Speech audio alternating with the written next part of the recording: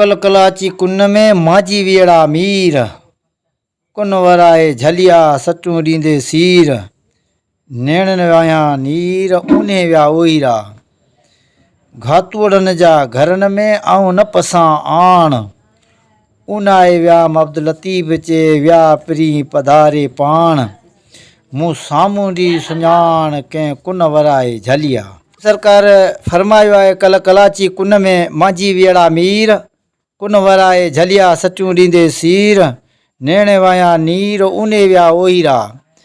बहरहाल हिन जा जेके ई 3 महीना समुंड जा जेके चार जा आहिनि उन में समुंड जूं वॾियूं वॾियूं लहरियूं थियनि थियूं ऐं ॿेड़ा ॿार वञणु बंदि थियनि था। माईगिर घातू वीचारा बेरोज़गारी परेशानी में तंग ॾाढो गुज़ारीनि था। उन्हनि जे लाइ हिननि वक़्तु जेकी असांजा भाइरनि हिमायत ऐं हिमत कई आहे ऐं उन्हनि जा शुक्रगुज़ार आहियूं।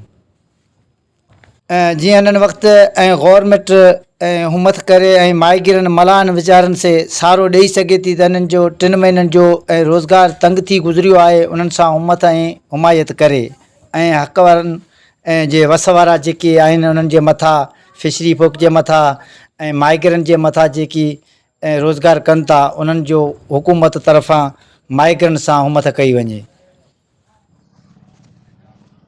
जीअं त हर साल बजट में मुख़्तलिफ़ तबके जे लाइ को रिलीफ पैकेज या वरी ॿियो को फंड मुक़ररु कयो वेंदो आहे, पर ग़रीब माहीगीर जेके मुख़्तलिफ़ क्राइसिस जो शिकार थियनि था, कॾहिं तूफ़ाननि खे मुंहुं ॾियणो पवे थो त कॾहिं मच्छी जो सही अघु नथो मिले।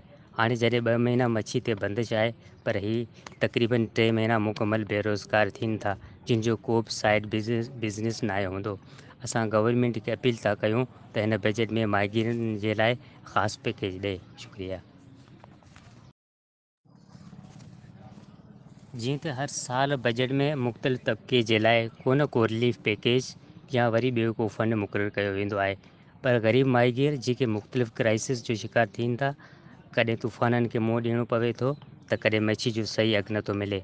हाणे जॾहिं 2 महीना मच्छी ते बंदिश आहे, पर ही तक़रीबन 3 महीना मुकमल बेरोज़गार थियनि था जिन जो को बि साइड बिज़नेस न आहे हूंदो।